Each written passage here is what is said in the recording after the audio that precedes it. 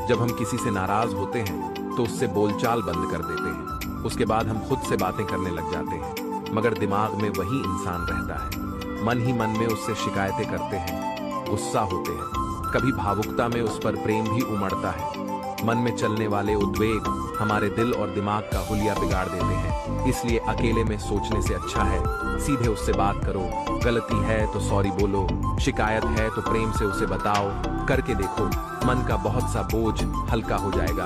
अपनों से रूठा जाता है, हमेशा के लिए नाराज नहीं हुआ जाता है। आज का विचार, जो आपकी बुराई करते हैं उन्हें करने दो, क्योंकि बुराई वही करते हैं जो बराबरी नहीं कर सकते।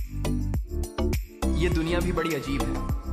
लड़कियों को उनकी खूबसूरत शक्ल पर प्यार मिल जाता है, कुत्तों को उनकी वफादारी पर और बच्चों को उनकी मासूमियत पर।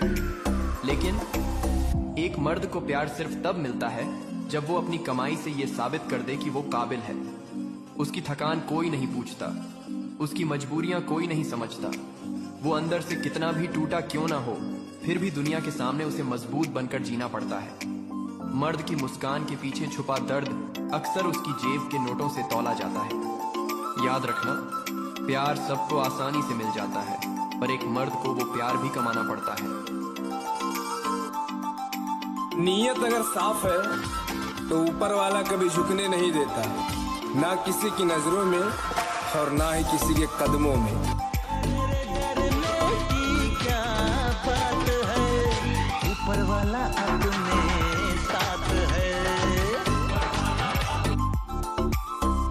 अगर लोग आपको सिर्फ जरूरत पड़ने पर ही याद करते हैं तो उन्हें गलत या मतलबी मत समझें, क्योंकि आप उनकी जिंदगी की वो रोशनी की किरण है जो सिर्फ उन्हें अंधेरे में ही दिखाई देती है। अगर कोई आपसे कुछ मांगे तो दे दिया करो। शुक्र करो कि ऊपर वाले ने आपको देने वालों में रखा है, मांगने वालों में नहीं।